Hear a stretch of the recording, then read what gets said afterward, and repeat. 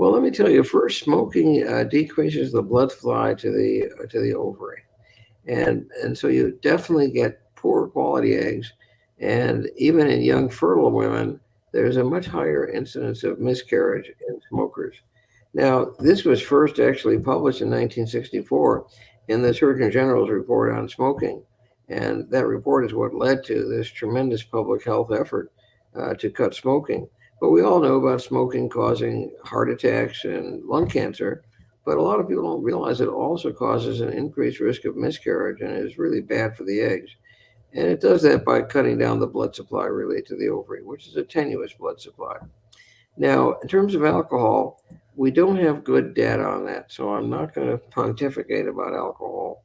I mean, most women will try to avoid alcohol when they're trying to get pregnant and getting pregnant because they don't want the fetus to have it.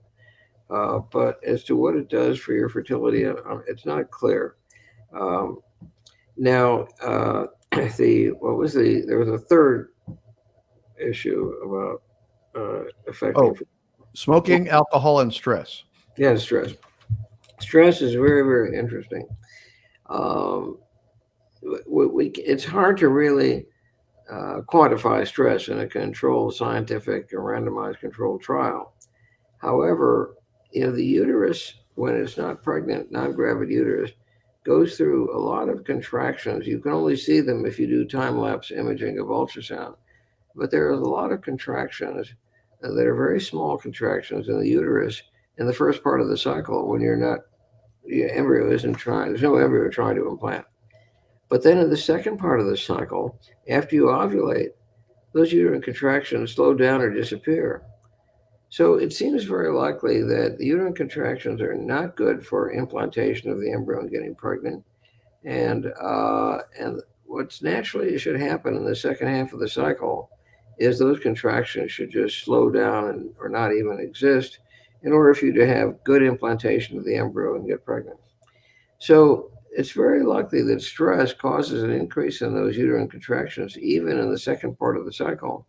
And I think stress can interfere with implantation. So when we do an embryo transfer, we teach the patient about meditation, and we sound like yoga guides, but we have them really relax all their body muscles, just all the voluntary muscles, just let it go, just let go flaccid. And people don't realize how tense they are during the day with their muscles. And if you just get them to relax all their muscles, the uterus relaxes and the vagina relaxes and the embryo catheter goes in just much more easily, and you'll have a higher pregnancy rate. And I'm guessing it's because we're diminishing the contractions of that second half of the cycle, the so-called luteal phase. So that's what I think. I think stress is very important.